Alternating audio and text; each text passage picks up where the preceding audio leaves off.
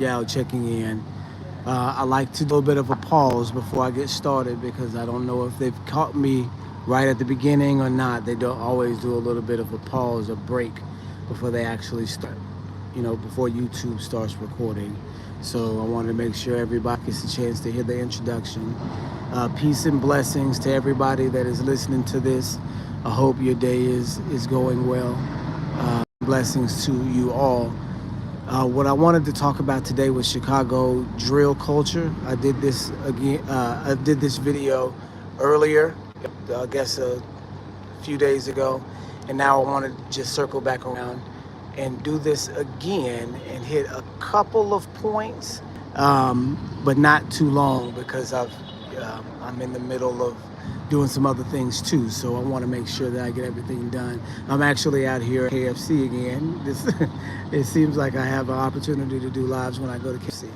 But I wanted to talk about this drill culture and how it's impacting the society that we live in now, or the black society in America. How it's impacting the society in a severely negative way. So in the last video, we talked about how drill rap music and the proliferation of drill rap music, the product of Barack Obama. And I know that sounds absolutely crazy, but it's the for sure truth. So we talked about Barack being a community organizer before he got all the way into politics. And of course, his community organization was on the south side of Chicago. And he worked under a guy named Orlinsky, who is a destabilizer, a paid destabilizer. We know destabilization is when you take a community and then you divide it and then pit it against itself in order for it to be destabilized, for the people to be in disarray, and then for the government to be in disarray. This is a tactic that they've used all over the world. I believe they've done it in Chile, Nicaragua, Vietnam, all of these different places where America has started these dirty wars, right? These quiet wars using psychological means. This is the standard by which America uses. This is really CIA tactics, and we know that Barack Obama must have been implementing this. I'm sorry, I'm seeing a lot of stuff going on here. We know that Barack Obama must have been implementing these strategies into the black community as a community organizer, because all the other presidents have been soldiers in this undercover war against Hebrews in America. All of them, from Bill Clinton to George Bush to all of them, to Joe Biden to Donald Trump. They've all been, generals in the war on black America, and they've used, covert means by which to do it. They've, run black operations, black ops, right? There's a video game called Black Ops, and it's about black operations, right? Where are they doing their missions at? They're doing their missions in on the video game. Where are they doing their missions at? They're doing their missions in Afghanistan. They're doing them in Central America. They're doing them in South America, and then they're doing them in LA. You see what I'm saying? It's really plain to see, in the video game. They've got the poppy fields in the video game.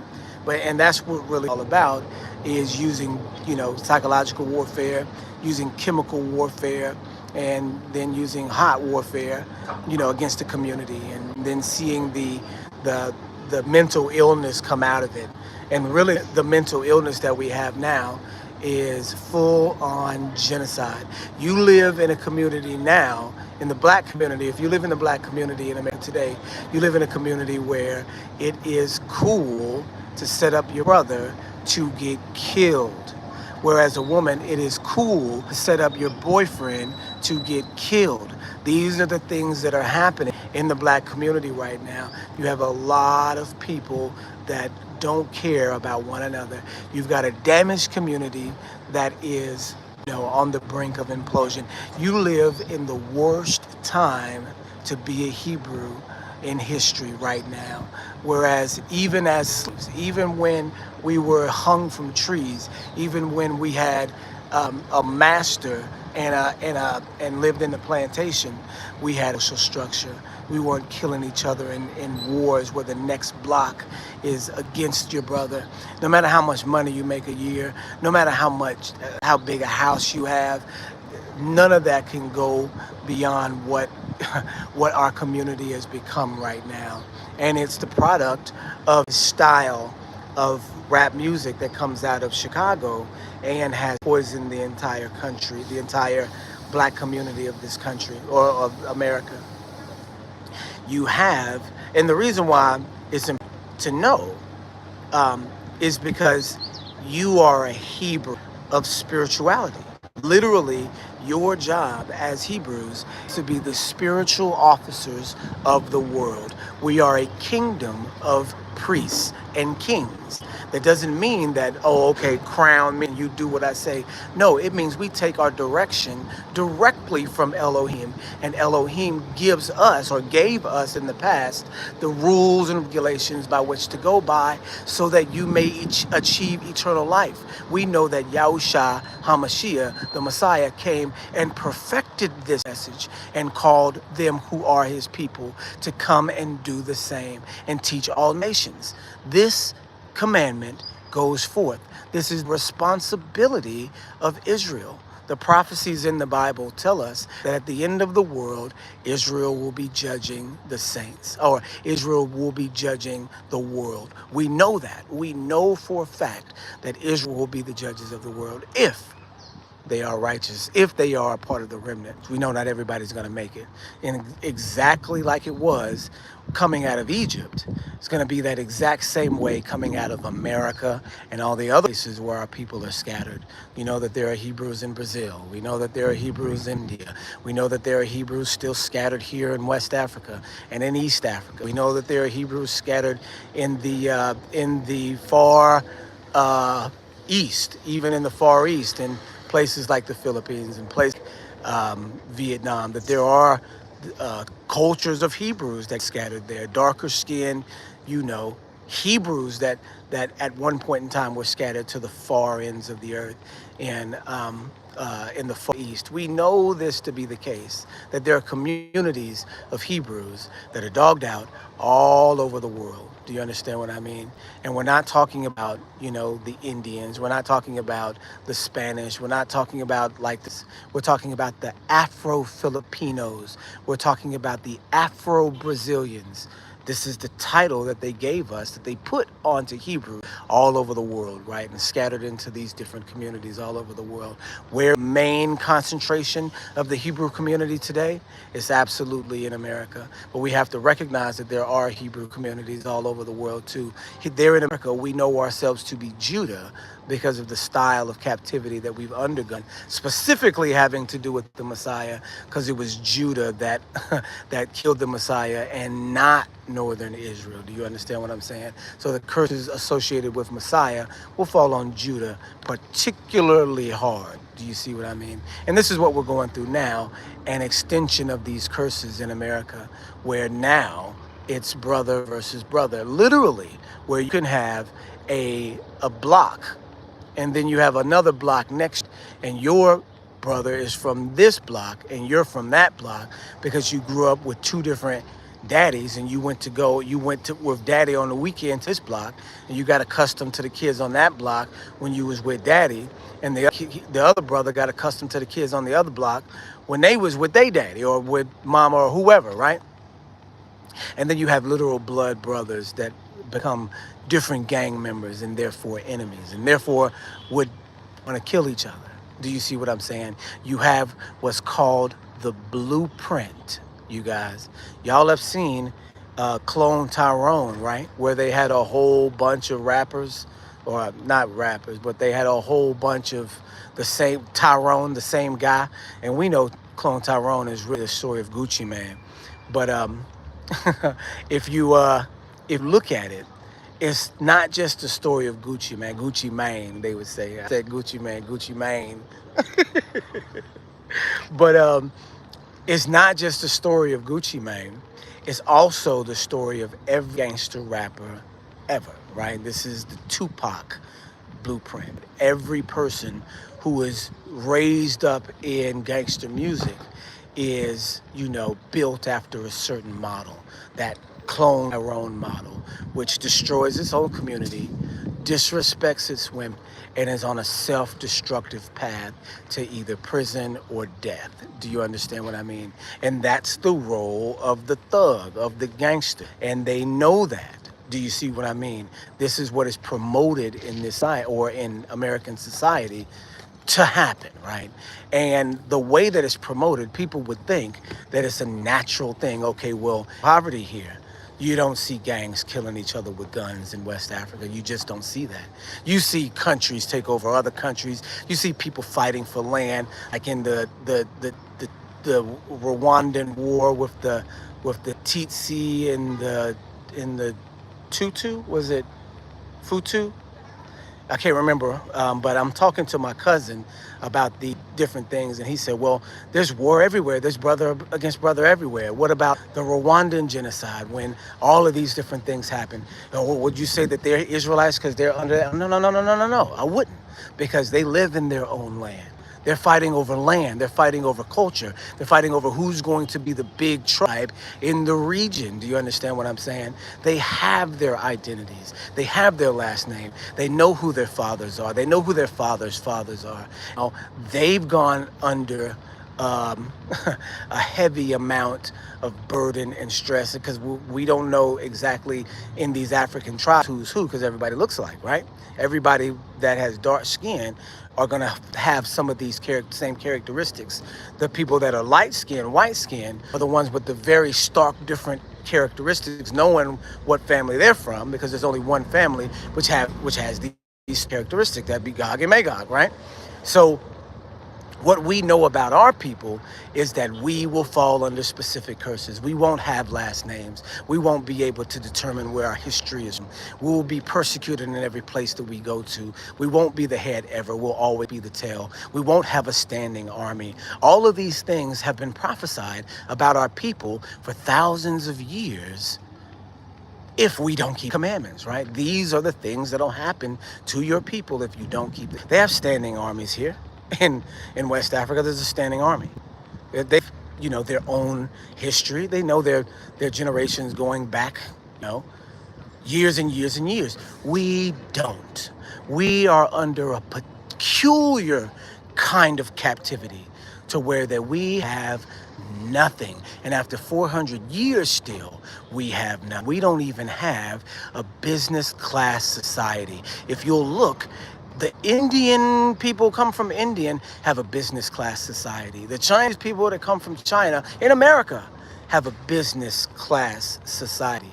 Do you understand what I'm saying? The Africans that come from Africa to America jump over us and have maintained a business class society. You guys have to understand that we've been in America for 400 years and we are still in a subordinate position. And that shouldn't be. We should have accumulated generational wealth to be able to have a franchise, at least one, do you see what I'm saying? Besides rap music, which is, promoted to kill one another. Do you see what I'm saying? We should have generational wealth. We should have established businesses. We should have an economic. The reason why we don't is because there are programs in place to keep us from having those things. And if you don't understand that's what America's all about, then you can't understand the style of captivity that you're in. We're not just, some run-of-the-mill people. They have to, every generation, instill these negative values in people or will become successful. We know. Hutu, thank you. My brother. Weeping at the well. Shalom. Great to see you. Sorry I haven't been able to do a whole lot of these, and I don't have a whole lot of time now, but I want to hit some really quick points on Chicago gang culture and how important it is to see that this is the next iteration of COINTELPRO, the programs that they've designed in America to poison the population in order for us to be, as a people, unsuccessful. And so this is what we're looking at in modern drill rap culture. And now, you know, I didn't pay a whole lot of attention to what was going on at first because, like the rest of the culture, I chalked it up to be, unrighteousness, wild city life at its, root, right? I didn't recognize that it was a play.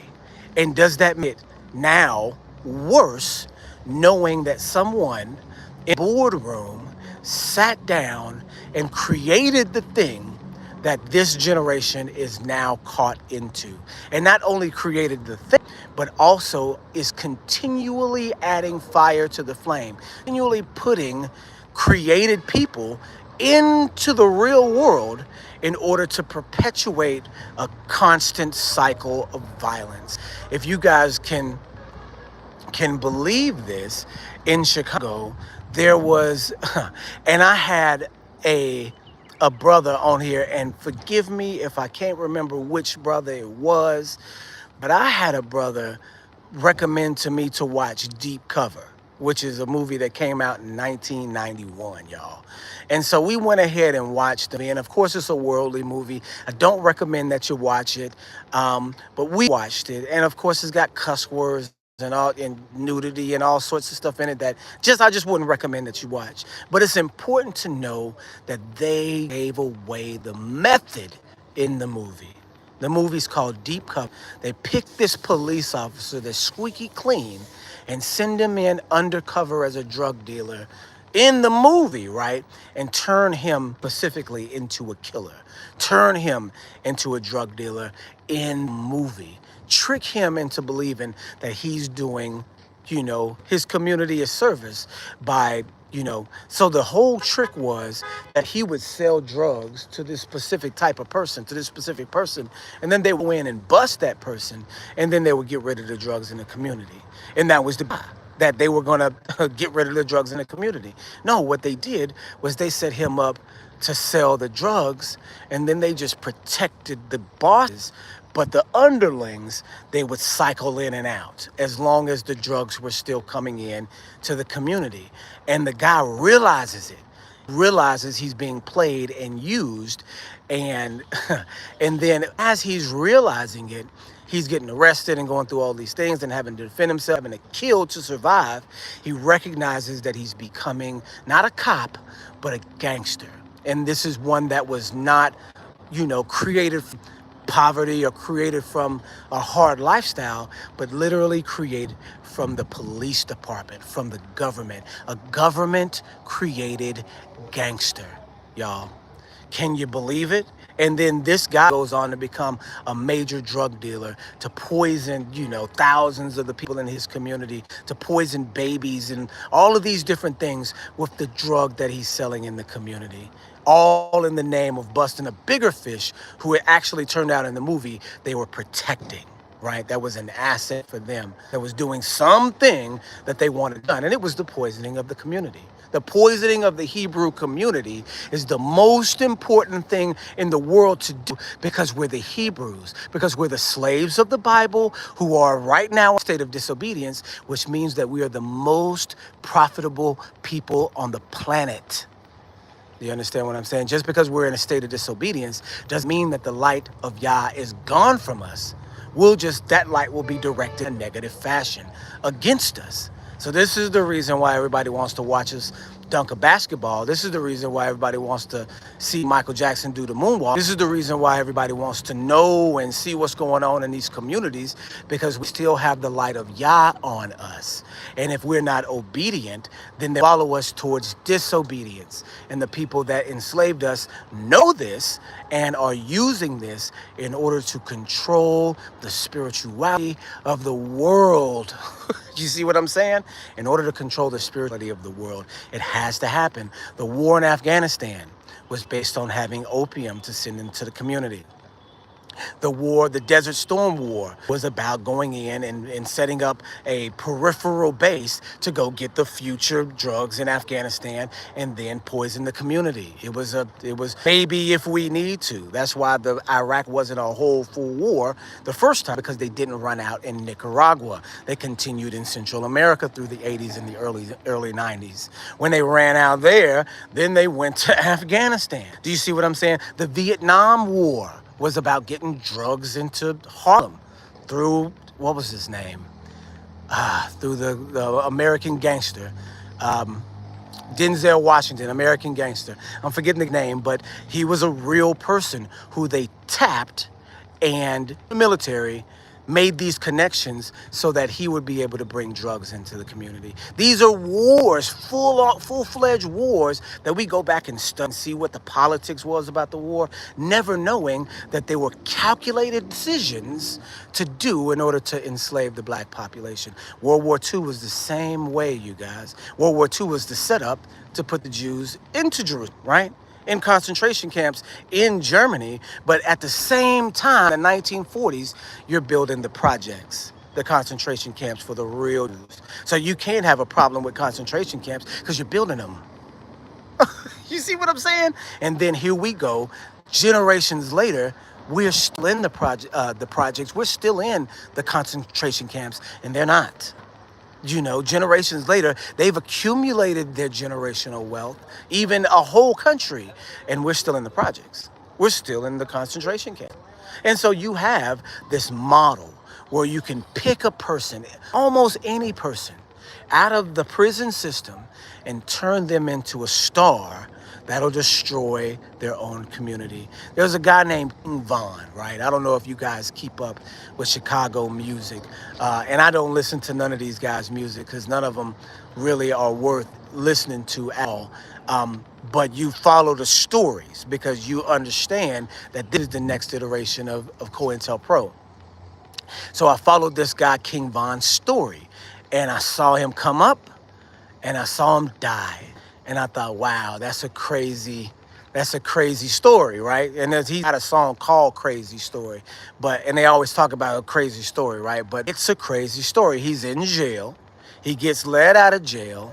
He goes right in and signs a contract and becomes $1 million man, literally almost overnight, right?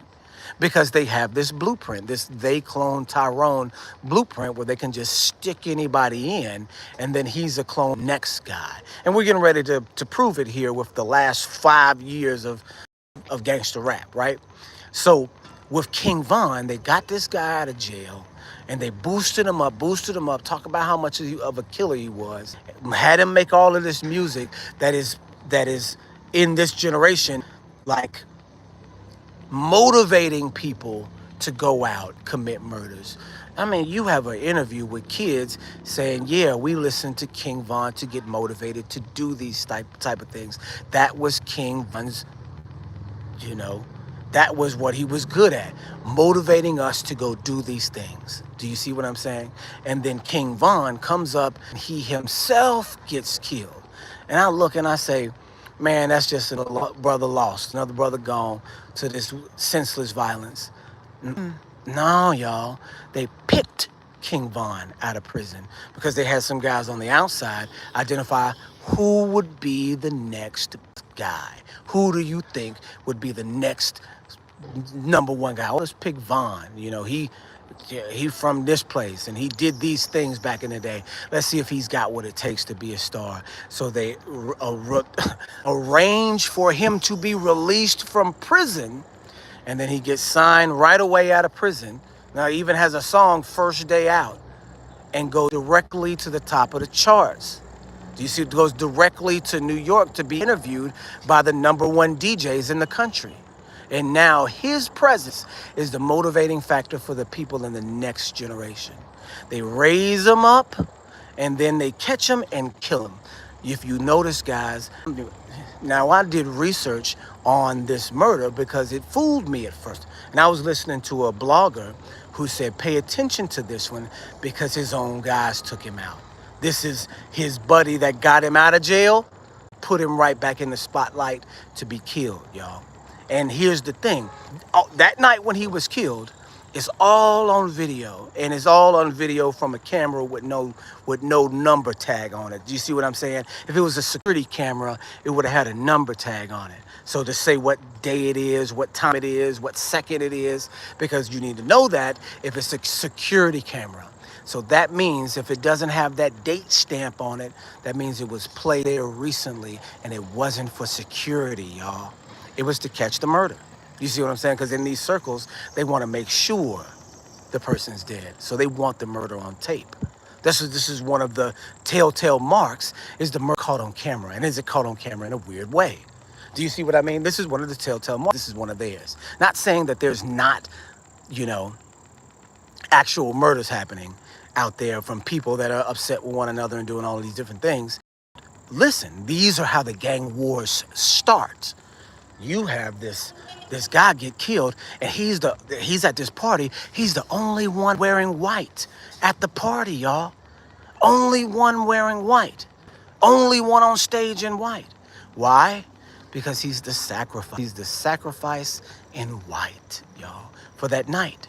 And everyone who he's with, from his DJ to his promoter to his manager to his homeboys to his enemies, all know that they're in this gangster cosplay, and this guy is going to be the receiving end of it. That he's walking in to a trap that everybody at the party knows is a trap except him. And he went into it halfway knowing it's a trap, because you can see him not feeling comfortable. They even had to move him from his home city of Chicago, where as a gangster he was too strong to just kill, and then take him to Atlanta to set him up to die. Why? Because the scripture says, Messiah says, that when the messenger is killed, the message becomes stronger. Plant a seed and it dies, it brings more fruit. You see what I'm saying? They're creating many messiahs from the community in order to steer the community to hell. Many anti-messiahs. Because anti-messiah literally means in place of Messiah. Not against Messiah, because clearly they're against Messiah, but in place of. So this is the Messiah for you, to convince you to do this instead of that. This is a secondary proof that Messiah is real and the people are real, because they're using the people now to generate messiahs. Read the book of Judges, y'all. There's a Messiah that comes out every generation. There's a Samson in every generation to save Israel. Whether it's Othniel, whether it's, Ehud, whether it's Jephthah, whether it's Samson, whether it's any deliverer, the scripture call them deliverers, and this is Mushia, right? This is from the term Yisha, which is salvation, but it's Mushia or Mishia, and it's deliverer, a Messiah. They know the FBI had in their COINTEL, we talked about the robbery that these Catholics did in the 70s, where they got all this info on COINTELPRO and they made it public, right? Did us a favor, because it shows us the style of operation that they're doing in the community. And one of the things that they said in that document was that the number one priority was to prevent the rise of Black Messiah. And again, if there is a Messiah in the community, we will create him to control the message. And we see that happening. They killed King Von so that murder message would prosper. We know they did that. And they did the same thing again this year with a guy named Little Jeff. He's the new King Von, and he's murdered in a similar spooky way. Because it looks like a regular murder. I mean, I say regular murder, but I'm talking about all these things, and this is pop culture right now, and people consider this as nonsense or something that we shouldn't waste our time on. But pay close attention, because this is how the play works. So your sons don't get caught up in this play. Do you understand what I mean? So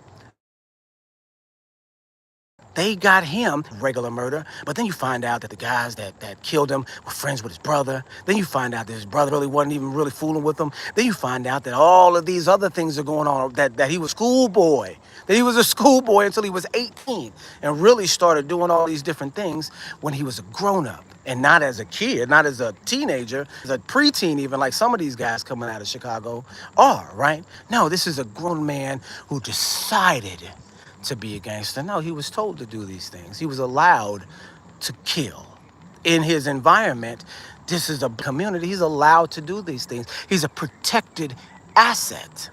These teenagers that are going around killing people, in some cases, are protected assets. That's how they're getting away with killing all these people. They're agents.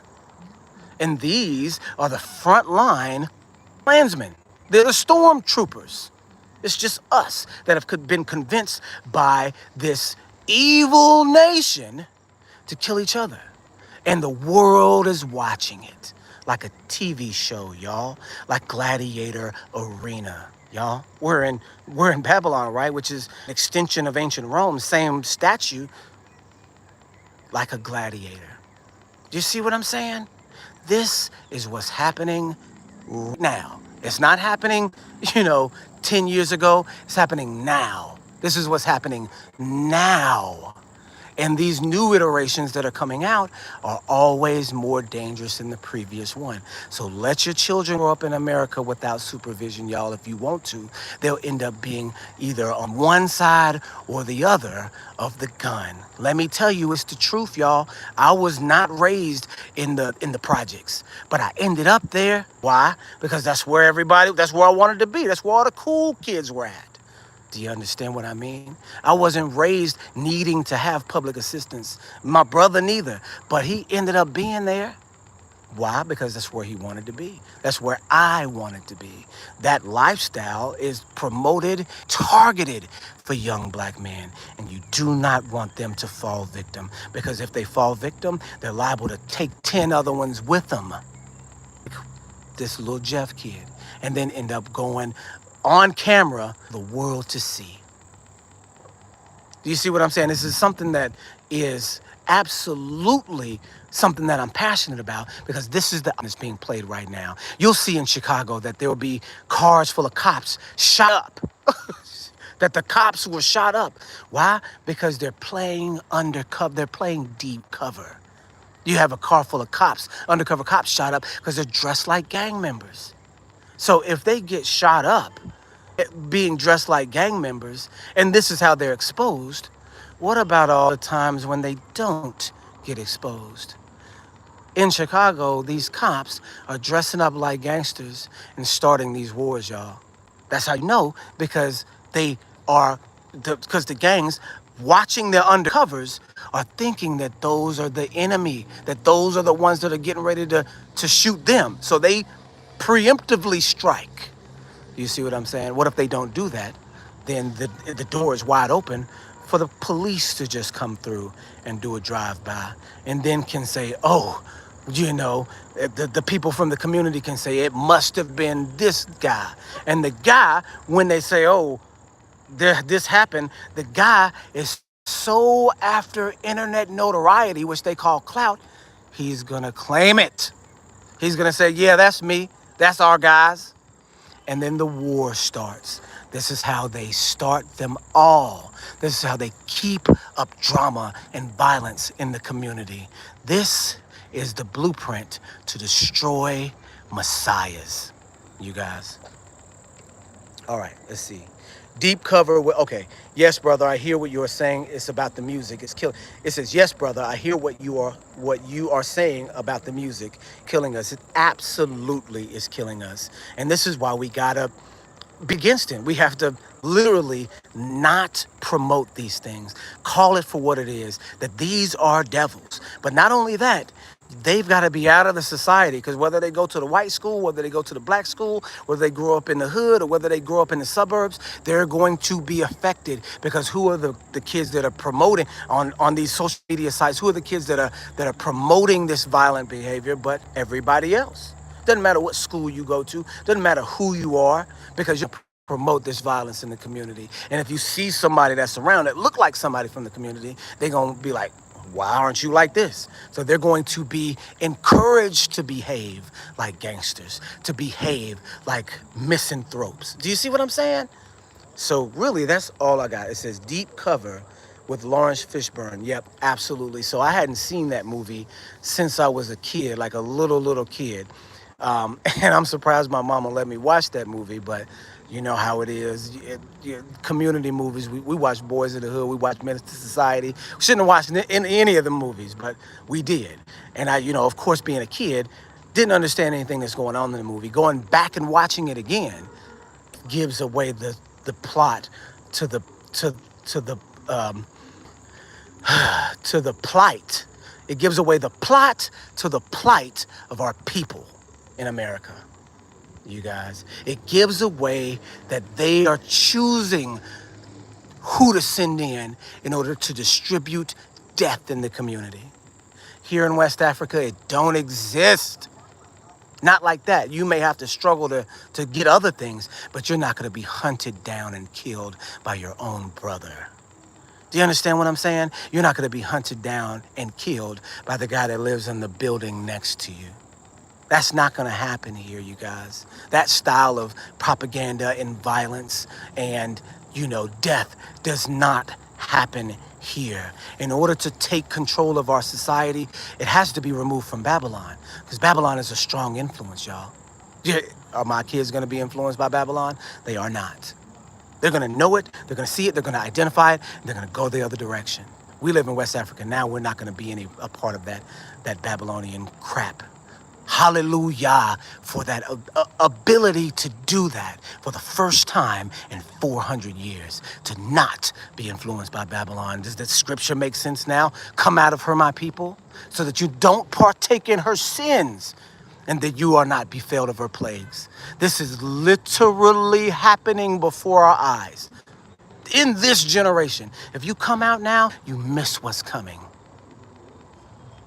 You guys, that's all I got. I don't, want to get on here and talk too much about the negative stuff, because you can get kind of down and, I guess you would say unmotivated, or it could just like suck the energy out of you, because you think, man, how are we falling for this, for the same thing every time? How is this the standard? Because this is now the standard. How does this become the standard? We have warriors in the community. We have judges in the community. We have teachers, educators. We have intelligence. We have entertainers in our community. And in the community, we are called to use all of those talents in order to praise and educate the world about Yah. And we cannot do that job if we're following the false messiahs that they've created for us. Do you see what I'm saying? If anybody has any questions, I'm going to go ahead and sign off, because I know they're looking for me at KFC. I know my food is ready. I know my boys are ready to eat that food. So, I can spend a little bit of time on here just fielding any questions. And this can be about, any topic. We've talked about a few things on this channel. We mostly talk about the mysteries, the person of Messiah, the proof of Messiah, the proof of Americans, Black Americans being Israelites, the proof of who, the white Americans are, the proof of the things that, the shape of the earth, the identification of aliens or as demons. All of these different things could qualify as the mysteries of the Bible, the deep things, the hidden things that society has, miseducated us on. That's what this, channel is focused on, is re-educating our people in the way that we need to be educated. And then with that education, being able to make the correct decisions on what we do with our nation. Israel is a nation, y'all. Our 4th of July, our Independence Day is Passover, y'all. Independence Day is Passover. This is when our built by the hand of Yah coming out of Egypt Independence Day. Our Constitution is the Torah, y'all. Is the Torah, the most famous constitution in all of history. The most famous Independence Day in all of history. If we don't know that, we're lost, y'all.